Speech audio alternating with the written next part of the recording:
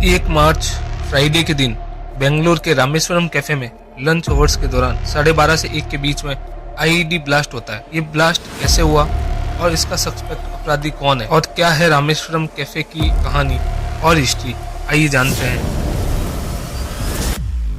Rameswaram cafe की शुरुआत राघवेंद्र राव और दिव्या राव ने 2021 में की थी। राघवेंद्र राव एक मैकेनिकल इंजीनियर है जिनके पास फूड इंडस्ट्री में एक 20 साल का एक्सपीरियंस है। राघवेंद्र आईडीसी किचन के फाउंडर और प्रमोटर भी हैं, जबकि दिव्या राव एक चार्टर्ड अकाउंटेंट है। वो ICAI की सदर्न इंडिया रीजनल काउंसिल की बेंगलोर ब्रांच की मैनेजिंग कमेटी में सदस्य भी है।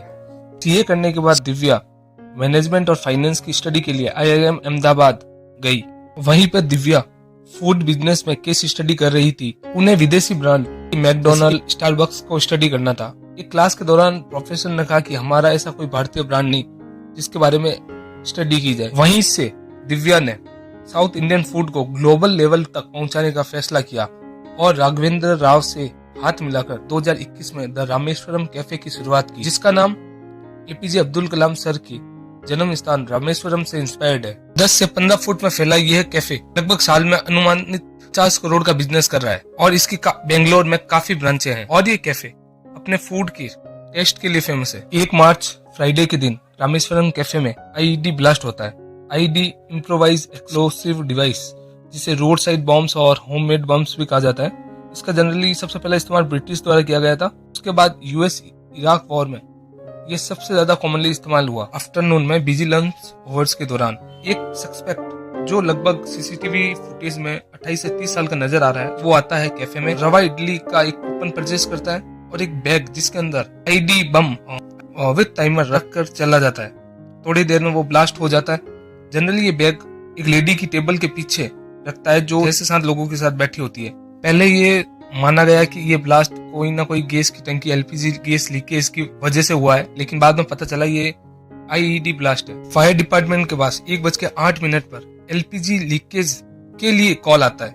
जब वो कैफे पहुंचती है तो उन्हें किसी तरह की कोई फायर वहां पे नजर नहीं आती है, लेकिन फिर भी प्रिकॉशन के लिए वो अब गैस सिलेंडर्स वगैरह चेक करती है।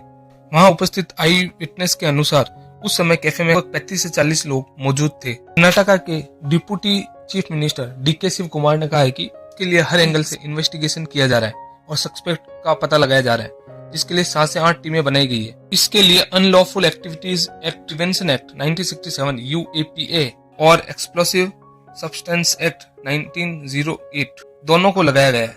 रात तक उस सस्पेक्ट के बारे में नहीं पता लगाया गया। हैदराबाद पुलिस, कर्नाटक पुलिस पूरी कोशिश कर रही है उस सस्पेक्ट के बारे में पता लगाने का। नेशनल इन्वेस्टिगेशन एजेंसी NIA भी उस साइट को विजिट करती है। वहां के कमिश्नर ने भी ये कहा है कि बहुत सारी टीमें केस के ऊपर काम कर रही है। बेंगलोर के जितने भी होटल्स हैं वो भी अपनी सिक्योरिटी को बढ़ा रहे हैं। इवन दिल्ली पुलिस भी इस ब्लास्ट के बाद अलर्ट मोड में है। BJP के तेजस्वी सूर्या ने CM को कहा है कि वो एजेंसियों को आजादी दे इस इन्वेस्टिगेशन के लिए। साथ में उन्होंने इसे फेलियर ऑफ पुलिस इंटेलिजेंस भी बताया।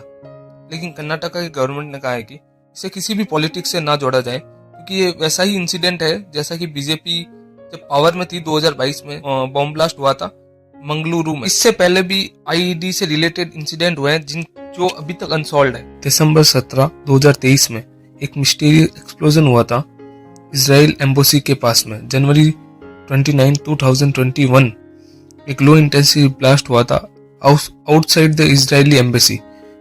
जनवरी 14, 2022 में दिल्ली गाजीपुर के फ्लोवर मार्केट में एक IED बम आइडेंटिफाई हुआ था, जिसको बाद में डिफ्यूज कर दिया गया। जनवरी 2023 में दिल्ली के अंदर एक पर्सन की गला काटकर 2 टेररिस्ट द्वारा हत्या कर दी गई। ऐसा माना गया कि उन टेररिस्ट का संबंध सीधा पाकिस्तान और कनाडा से। इस तरह की घटना होना देश के लिए कहीं ना कहीं अच्छा नहीं है। अगर आपको ये वीडियो अच्छा लगा हो, इस वीडियो को लाइक करें और चैनल को सब्सक्राइब करें और इस वीडियो को ज्यादा से ज्यादा शेयर करें। धन्यवाद।